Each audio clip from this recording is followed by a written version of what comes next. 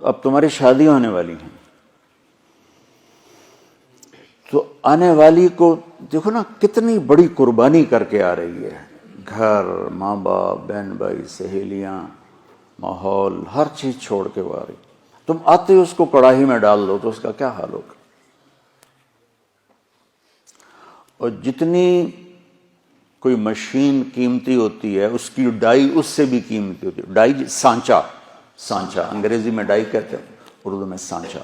Mercedes کا جو سانچہ ہے جس میں مرسڈیز ڈھلتی ہے وہ مرسڈیز سے زیادہ مہنگا ہوتا ہے، اس پہ کوئی ذرا بھی خراش آ جائے نا اس کو تبدیل کر دیتے ہیں، نیا لگاتے ہیں۔ یہ جو 2-3 سال ایک ہی ماڈل چلتا ہے کہ نیا ماڈل لانے کے لیے کروڑوں ڈالر پھر خرچ کرنے پڑتے ہیں کہ نئی ڈائی بنانی ہوتی ہے، نیا سانچہ بنانا ہوتا ہے، اس لیے 3 سال ایک ہی ماڈل چلتا ہے۔ تو دنیا کی سب سے قیمتی مشین انسان ہے جس کا سانچہ ماں ہے، جس کی ڈائی ماں ہے۔ مرسڈیز کے سانچے پر خراش پڑے تو بدل دیتے ہیں، اور ماں بن گئی ہے بچی اور اس کے پیٹ میں بچہ ہے، سسر اس کو ڈانٹ رہا ہے، ساس اس کو ڈانٹ رہی ہے، نندیں اس کو ڈانٹ رہی ہیں، دیور اس کو ڈانٹ رہے ہیں، خامد اس کو ڈانٹ رہا ہے، تو ڈائی اندر میں تو پرزے ہو گئی نا۔ آج کل بچے پیدائشی ڈپریشن کا شکار ہیں کہ ماؤں پر وہ تشدد ہوتا ہے ماحول، کہیں اس کا الٹ بھی ہو جاتا ہے لیکن وہ بہت کم ہے کہ آنے والی بڑی زوردار ہوتی ہے سارے نے بلا لیں دی، لیکن یہ بہت کم ہے۔ زیادہ یہی ہے کہ آنے والی ایک عذاب میں پھنس جاتی۔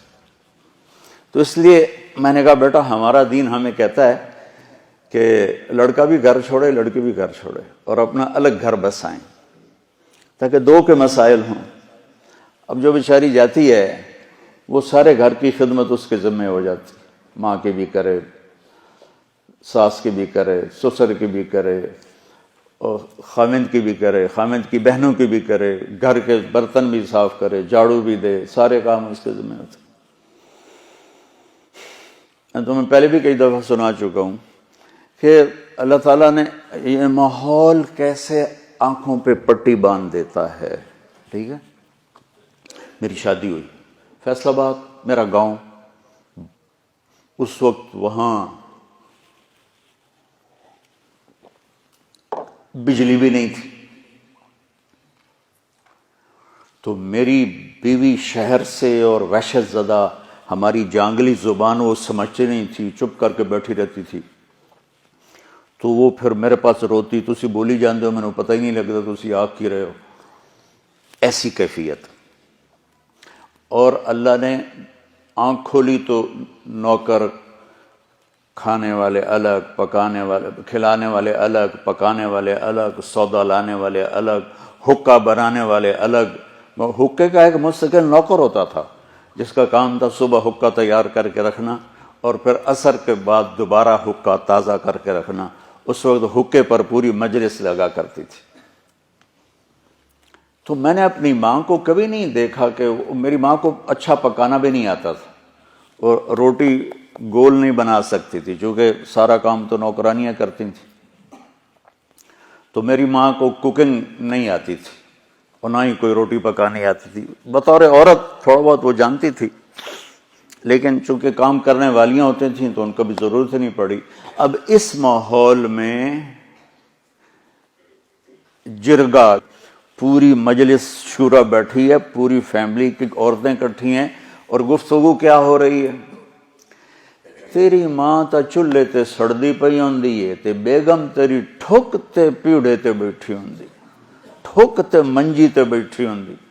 اور میں ہنس پڑا، میں نے کہا میری ماں کداں چولہے تے سڑی؟ میں نے کہا میں ہمیں تا اسے ماں چو جمیا، میری ماں نو تو ہن تائیں پکاونا نہیں آمدا، تو کداں چولہے تے سڑی ہے جو میری بیگم جیڑی ہو ٹھک تے بیٹھی تے ماں چولہے تے سڑدی پئی۔